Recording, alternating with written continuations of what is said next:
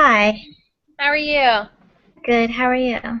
Doing well. Good. I was just reading everyone's papers. Oh, fun. They were actually fun to read. Sometimes papers are not so much fun to read, but Yeah.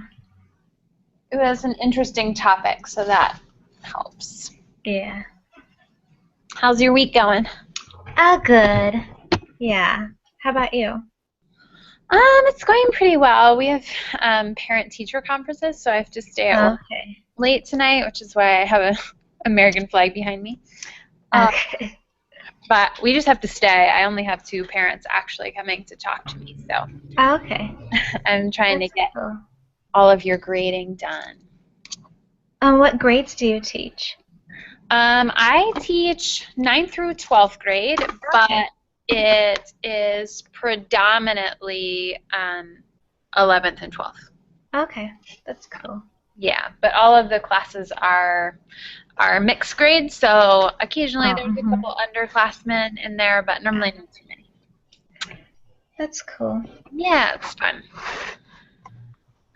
So what we're gonna do today, once a couple other people hop on, is since there was a ton of reading and the reading covered like tons and tons of different kind of art styles, we're going to look at a couple um, examples from each style or movement, and you guys are going to write down some descriptive words so that you can start to have just a real quick like cheat sheet of ways to pick out some um, of the different styles of art. Oh, okay. Yeah. So, are you set up um, with a school for where you're taking your written test? I am. We just got that figured out today. We're actually a little late, but it's really difficult if you're homeschooled. It's like we called all these different schools and like, no, we're not offering it this year. Like I've taken APC 4 and I've always been able to do it, but anyway, we got it. Now we Good. got it. Good. Yeah. I'm glad you got it figured out. I know that's not always the easiest thing to do. Do you know what date are you taking it? It's the It's the 8th? let me think about. I think so. I can't remember. I'm taking world history too, so I know that one's on one week and the other's on another week. So Okay. I yeah. know that they have to be done by May 8th, but I know that some schools kind of vary. So when you remember, Okay. just if you can just shoot me the date. Um, Okay. I will what do I'm that. doing is trying to find that out from all of you because we're gonna do like a review and kind of a practice test ourselves, and I want to Okay. make sure that I actually have you do that before you're taking the test and not Okay. like, Perfect. Yeah. oh, you already took the test and now you're doing a review. So I just want to make sure that Okay. um, I I'm will do on my end getting everything to you that you need before you're actually taking the test. it. Okay. How are you feeling about taking the test in about 7 weeks? Um. I don't know. I I'll be okay, I guess. Yeah, you've taken I AP, still have time, and right, and you've yeah. taken AP So tests before, right? I have. I've just never done anything quite like this. Okay. I think it's all the images and the memorizing. That's what I'm a little concerned about, but I can do it. I just, Yeah, I mean, the good thing is that it's going to be multiple choice. So a lot yeah, of times when I'm giving you the fill in the blank, that's harder than what you're yeah. normally going to have. So that's a good thing. So next week you're going to have like a 50 image test that's multiple choice, which I'll be pulling from any of the flashcards that we've Okay. had thus far to help to give you a little bit of a feel of like if you're taking the quiz and feeling completely overwhelmed and like, oh my gosh, I don't know anything, then you know you need to spend a lot more Yeah. time on the flashcards, or you might take it and be like, oh, you know what? This really isn't that bad. That's also part of the reason, even when you go over the notes, we're trying to kind of break down the categories and the styles into what are some really defining characteristics, because a lot of times that's going to help you narrow down your choices so that you can kind of say, oh, well, I know that it kind of fits into this time period and this artist didn't create. So you can do a lot of process of elimination, Mhm. which is really a big part of what you have to do, because they give it's a sheet of 250 images that they tell the teachers that can potentially be on the test, which is a ton of images. Yeah. And, you know, even to like remember the dates and the artists, and some of them, you know, have wild and crazy names. Yeah. So, especially when we're kind of going into other cultures. I was just making some of the flashcards for like African art and things, and they're so hard because like the letter combinations don't even, you know, they don't make any sense. No, I'm like trying to type them out, and I'm like, oh, this is, I can't even. So multiple choice will be your best friend. So that's part of it. A huge part of the test is multiple choice. And then you have the essays, which all the essays that I've given you in this class were on previous AP tests. So those are 100% whenever you're doing essays in here. That's exactly how questions are going to be asked when you take this. Okay. So that part you've been practicing for a while. Yeah. Hi, Chloe. How are you?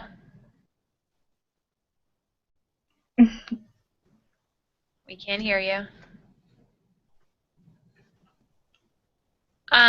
Chloe, have you set up what school you're working with to take the written test? Yeah, I have actually. Awesome. Do you know the date that you're taking it? The 7th of May. Cool. Okay.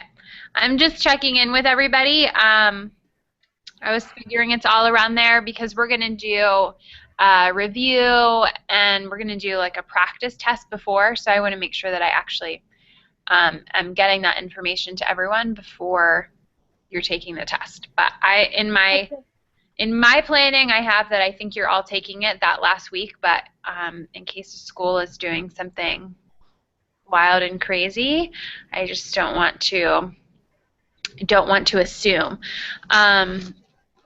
So we'll have, I think I have planned out like 2 weeks that are just dedicated to reviewing, since we've had tons and tons of information to go over. So that will be built in some study time, review time, and all that good stuff. I think, so Chloe, I think I just finished reading your paper like 10 minutes ago. So I sent an email back to you, and there are some I wrote comments within the papers, but I'm through all of them, so everybody should have gotten an email back from me on that. I don't know if anybody else is showing up. Margaret emailed me that she's going to Vermont to go skiing, so she wasn't going to be here. But since it is 4:30, and I have another call at 5, we're just going to go ahead and dive in. So what we're going to do, you can either type on your computer or grab a little scrap of paper. I don't care. So I'm going to show some images up on the screen and tell you what style of art it is. So these are all some of the works that you were looking at last week. And what I want you to do is not try and stretch your brain too much. Don't think too crazy hard. You're going to just write down some words that are descriptive words of what you're looking at. So basically, you're coming up with a couple words that can help be kind of like trigger points that when you look at a work of art and say, I see A, B, and C, I know that it fits into this period, and then we'll share your answers, and you're going to, right here and now, create a little bit of a study guide for yourself. And as soon as I share this, I can't see anything that you actually typed to me. So you have to, excuse me, speak. And if you can just let me know that you can actually see the screen. Can you explain it again? Yep, I'll explain it right now. Okay, so what you're going to do, so this first piece that you're looking at by Matisse is an example of a work of art that would fall under the category of Fauvism. So what you're going to do is write down, from looking at this work of art, write down some adjectives, so some describing words that are really characteristic of this piece, which in turn will also be characteristic of other Fauvist artists. And then we'll share your ideas.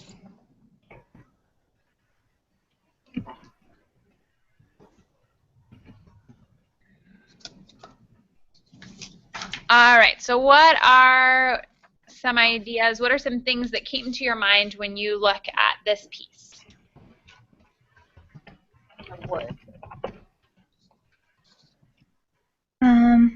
There's like an arbitrary use of color. Okay, most definitely. So an arbitrary use of color, that's a great one. The colors are really bold. Yep, bold colors. Awesome. So those two things really are great descriptors of Fauvist art. So a couple other things that are related to it. And again, the goal of this is so that, because it's hard to memorize every single work or to look at every work, to help you have a couple ideas in your head that might trigger your mind when you look at a work of art and have to figure out what time period or what style it was from. So Fauvism actually means wild beast, which it kind of looks like, in my head anyway, the type of artwork that some kind of wild animal would actually create. So just like you guys said, there's really bright colors. They were trying to combine outward expression, and so there's really bold, wild colors. The brush strokes are kind of bold and jagged within themselves. So those are all great words to kind of remember and associate with Fauvism. So this is just to give you a little bit of a, if you see something on the test and are like, I have no idea what that is, to be able to start to kind of put things into categories.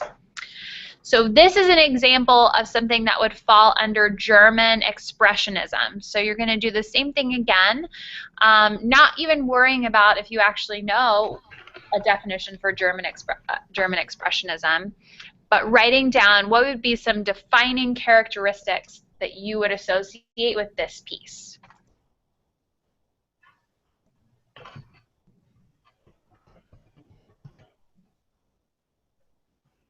And then when you feel like you have one or two, you can just go ahead and share them.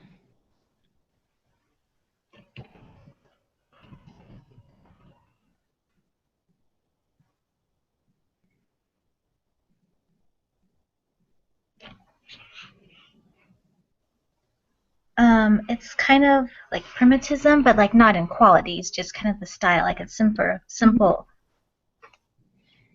Yeah, definitely.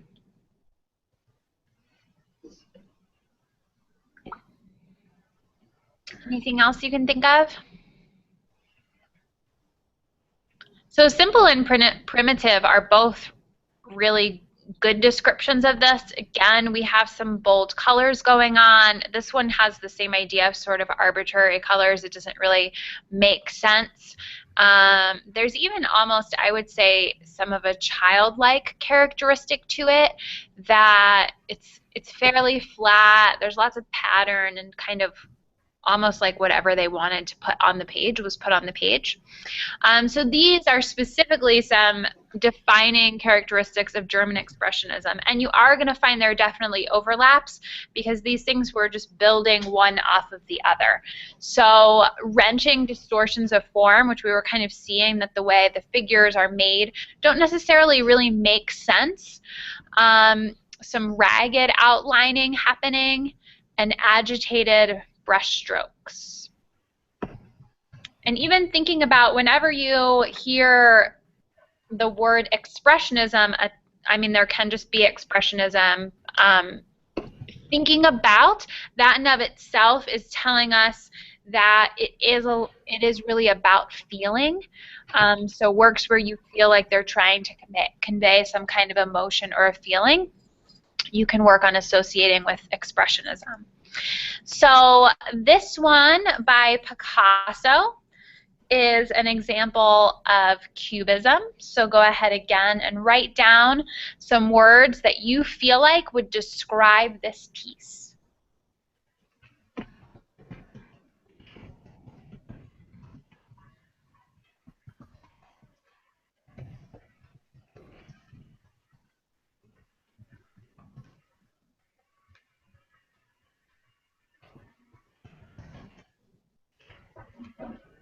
And then you can share when you have a couple.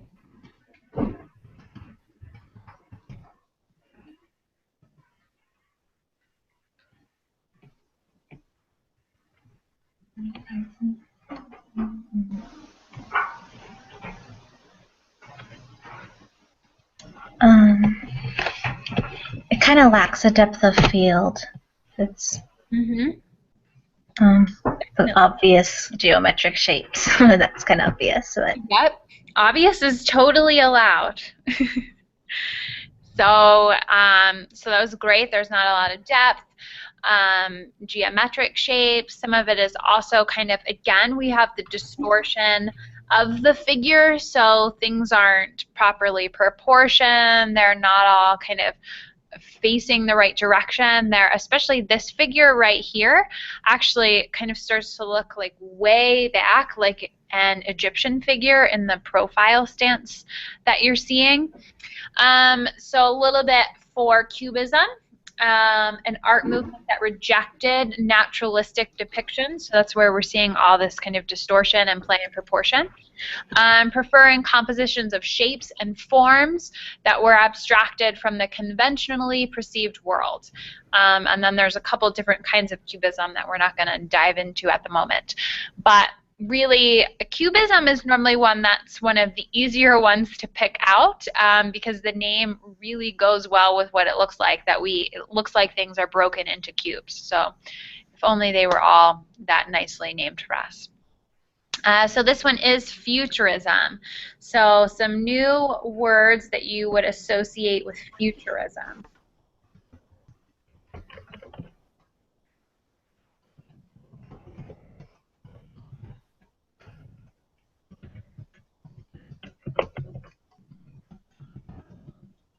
It looks really fast.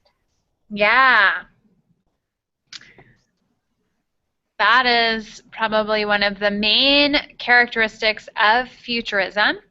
So they were really interested in speed and like dynamic movement and what at that time would have been modern technology. It's not modern to us anymore. And most definitely motion, and there was, again, so futurism was kind of playing off of cubism. So they were still interested in the dissection of form, which you're seeing here. It's just being broken apart in a different way. But really one of the easiest things to think about when you're thinking about futurism is the movement or motion aspect, because that is really common in the work. All right, the wonderful world of surrealism.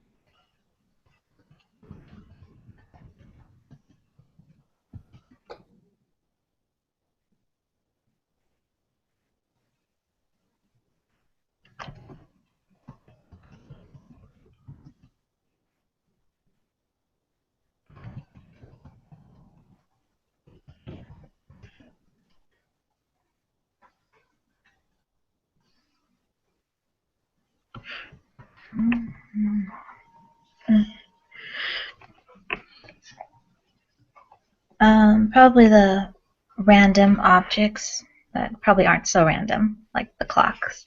The ants. Yeah, so things looking like they're out of place. Yeah, or it's like confusing. Like, because I know we had that one. I think it was another surrealist work from our book, and it was like a pipe, and it said this is not a pipe. Was that surrealist or? That was probably on the edge of surrealism and Dada art. Yeah. Okay. They are close friends with each other. Yeah. Yeah, so two like really great things to figure out for both Dada art and surrealism are, one, if you look at it and you're like, this doesn't make any sense, it probably falls into one of those two places. Dada art tends to be even more simplified and even more, I would say, even more confusing. So, and it had a lot to do, so during Dada art, they had Duchamp came up with the whole idea of what he called ready-mades, and so he would just find an object and declare that a work of art. So in your book you saw the urinal that he signed and decided that was his work of art. So a lot of times in Dada, you also see things that are actual objects that are three-dimensional objects and almost more simplified, where surrealism is still the confusing, but I think a lot of times when I look at it as a difference, surrealism almost seems like it might be a dream, and the work itself still tends to be very detailed. So a surrealist painting, you're still getting a lot of information in it. The information is just confusing. So kind of what I was saying, surrealism came kind of right out of Dada art, which was just a kind of wild time in general. And it incorporated improvisation of nature. So it did work a lot with dreams, which is why it kind of feels like a dream. They were really dealing with the unconscious. So it's abstract in the idea that everything that goes together doesn't make sense. However, you can normally look at the work and define, you could actually give most of the things names.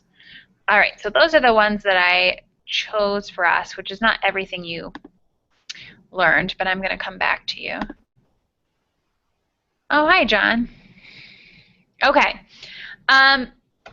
So that should have helped you break some things down, and that really is the type of thought process that you're going to go through when you're taking the AP test.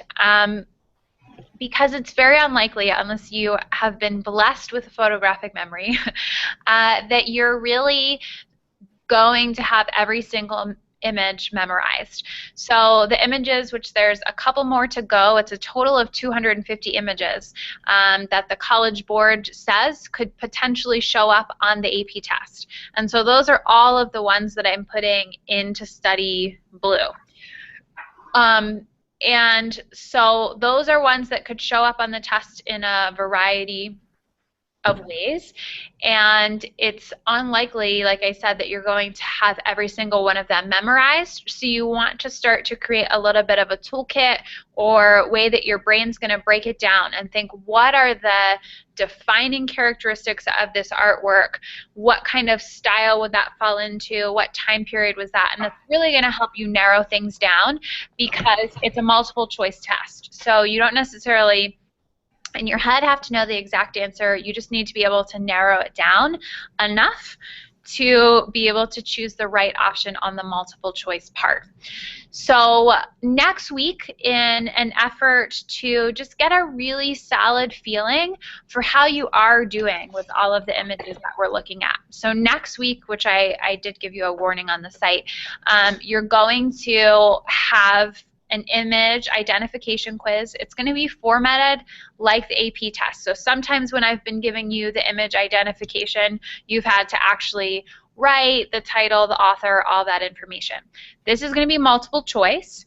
I'm going to pull from any of the study blue cards that you've had up until this point, so going way, way back to the beginning. But it's so that we can get an honest feel for if you take the quiz and kind of feel like you want to have a panic attack and like you got all the answers wrong, then it's okay. You just know that we need to study the images some more. Or you might take it and realize, you know what, this was not nearly as hard as I thought it was going to be. I know way more than I thought. So just to kind of get a good gauge for where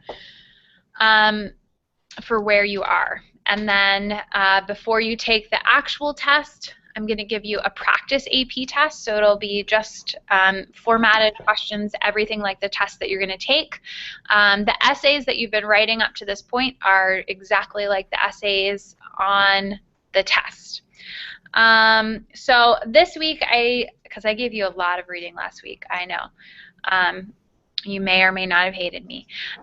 So this week I gave you less reading, and there's some more videos that really talk more about what you read last week. So if you didn't finish all of last week's reading or kind of skimmed over it, the videos are going to help touch on some of the important points for you for that as well.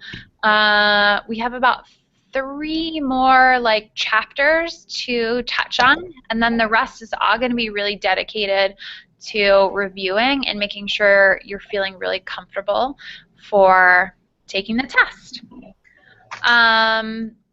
John, have you set up with a school that you're going to go and take your test at?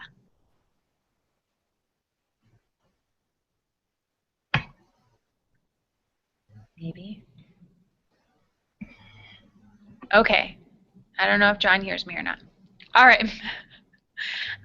Do you guys have any questions about what you're doing this week? Concerns? Anything like that? Very good. Love having snack time.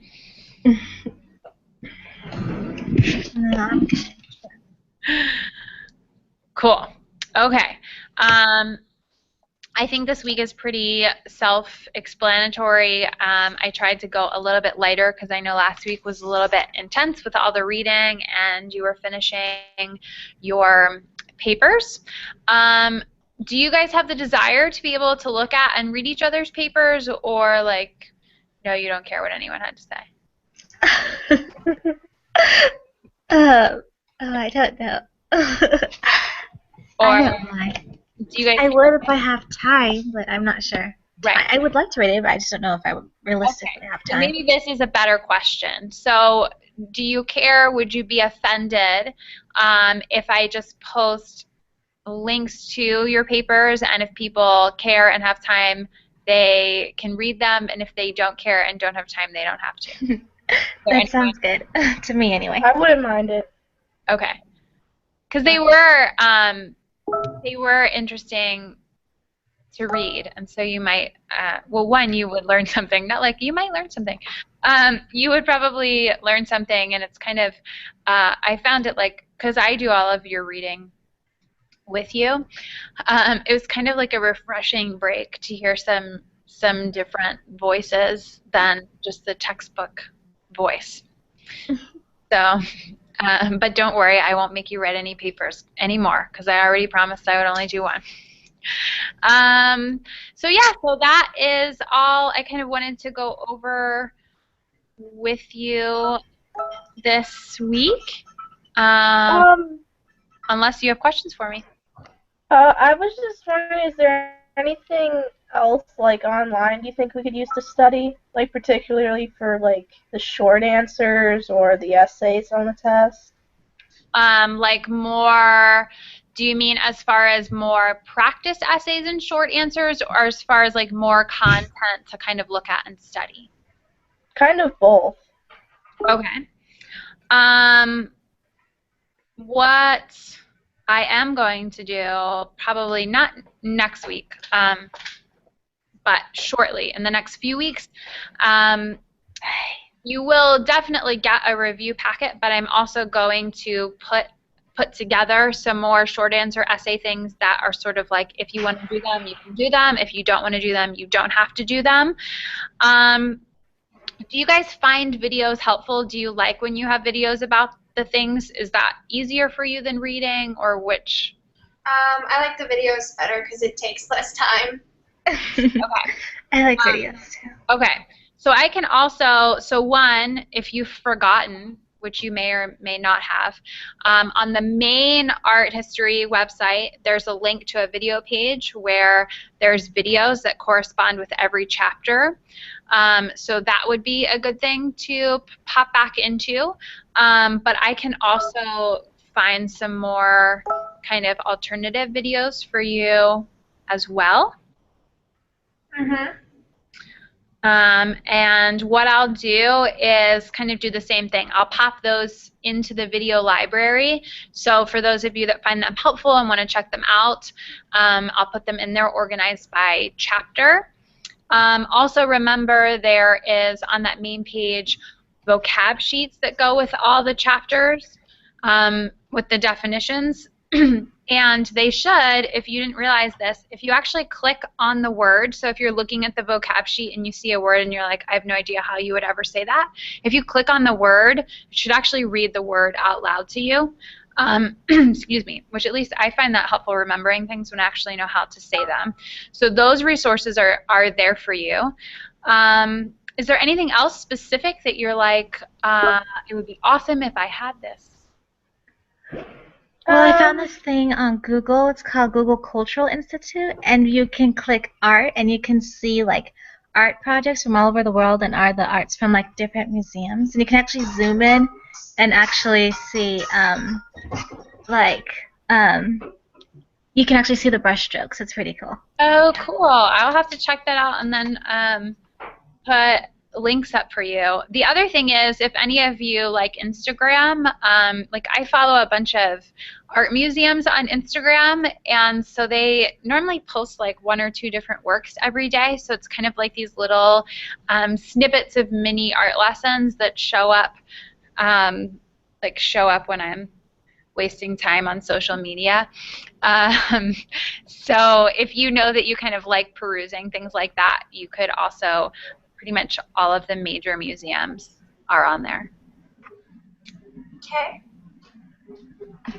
And if you think of something later, really, as we're coming up to, so we have about 7 weeks, if you do ever think of something that I'd really like more practice with this, I'd like more explanation with this, I'd like this resource, please feel free to ask, because I want you to learn as much as possible, but I also want you to do well on the test, and I don't want you to be as little stress as possible is always the goal. Whether we succeed, that sometimes happens, sometimes doesn't.